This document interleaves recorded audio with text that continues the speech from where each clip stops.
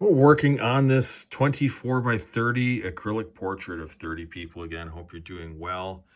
Just want to show you the process. I'm recording this using my iPhone today, so the video will be a little bit jerky, but you're going to be able to see things a little more clearly, I think, as well. Hey, we're working on this, and I want to show you the acrylic glazing technique. This is what I have going on in my palette right now. I just got done putting some glazes on the grass, and this is a beautiful way to paint because you can basically layer on these rich colors. You see all the colors we have here in the trees, these greenish tints, these shadows. With the glazing technique, you just start with that sketch, and you can see my sketch lines underneath. We start layering on the colors slowly over time, and eventually the sketch looks like a watercolor. It kind of, that's one of the stages it takes on. And then over time, it starts looking more and more like an acrylic painting.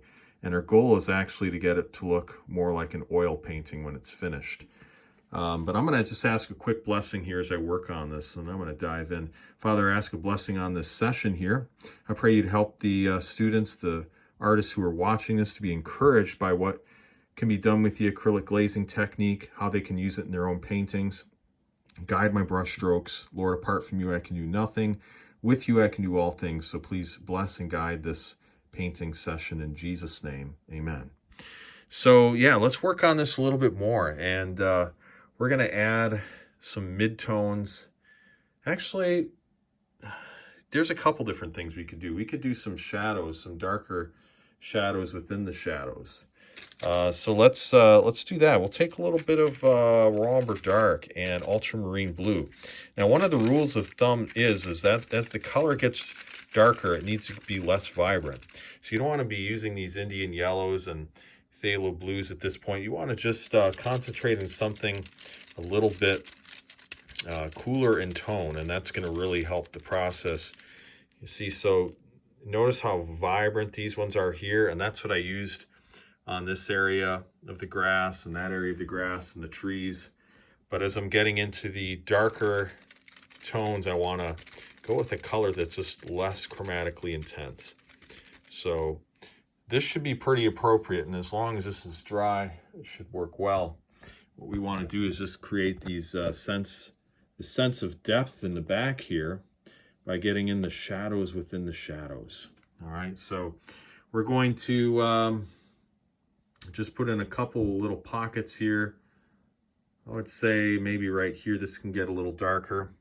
Just going to thin it out with matte medium. I don't want it getting too strong. So we'll just add this right up here. There we go. And we're going to add a little shadow right there. That's good. And then one right here as well. And that is good. And a couple little spots in the interior. So it's patience with this technique for sure. Yeah,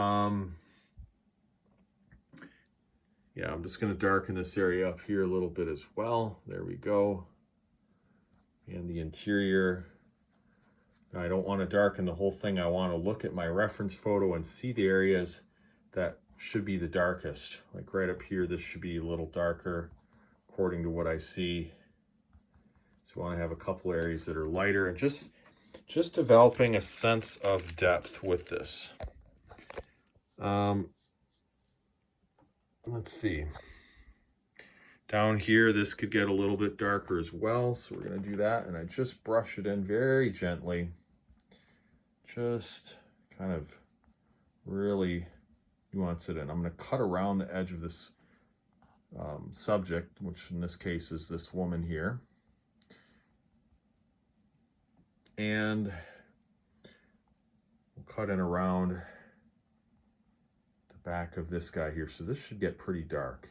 And I'm just using a flat brush, as you can see, cutting around using firm brush pressure.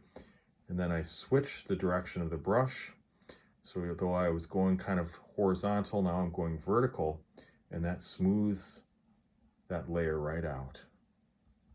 I'll just add a little bit here. Now I'm kind of dry brushing it. The amount of paint on the edge of my brush is getting exhausted, but you can use that to really create a sense of blending as well, which is nice. Okay, that's kind of tacky up there, so I don't want to do anything with that at this point. But I just want to show you this technique, this glazing technique, what you can do with it. And I hope you enjoyed this little video. So this is where I'm at in the process. Little by little, we'll get the painting done. But I hope you enjoyed this video. If you like it, give it a thumbs up, subscribe to this channel. Check out my free classes at realisticacrylic.com.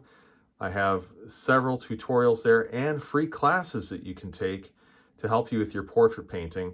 And I even have some free printable guides you can print out showing you how to do skin tones and shading and all that good stuff. Check it out at realisticacrylic.com. Thank you so much for watching this video.